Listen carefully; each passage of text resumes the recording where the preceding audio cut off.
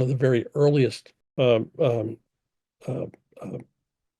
notable pieces of research on this goes all the way back to the 90s when Lockheed Aerospace discovered that when they improved the lighting in their buildings with more energy efficient lighting, not only did they save money with a handsome ROI, but the productivity of their employees increased and absenteeism went down. And that wasn't included in the ROI calculation of the business case for the lighting strategy.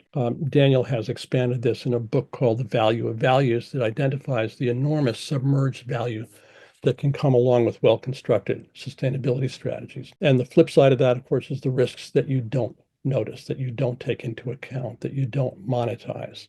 That's why I've been working with the company Earthina.ai, that's built an AI-based platform for deeply identifying benefits and risks across global enterprises in relation to climate and water and biodiversity, representing that in the language of the CFO so that they can actually see these factors on their dashboards in a way they couldn't before.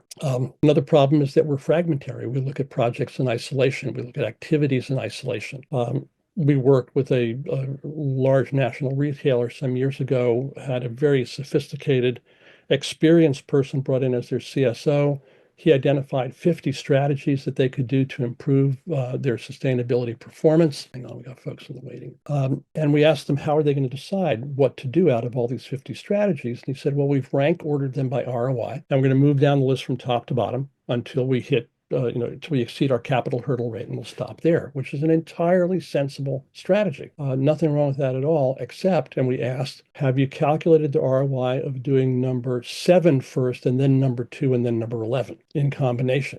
They said, no, actually, it's very hard to do that. But if you did that, the ROI would be higher than number 1. And so the challenge of doing systemic integrated strategies rather than fragmented doesn't show up on the radar, and the radar isn't even very good at handling that. And then last, and certainly not least, is the question of the background.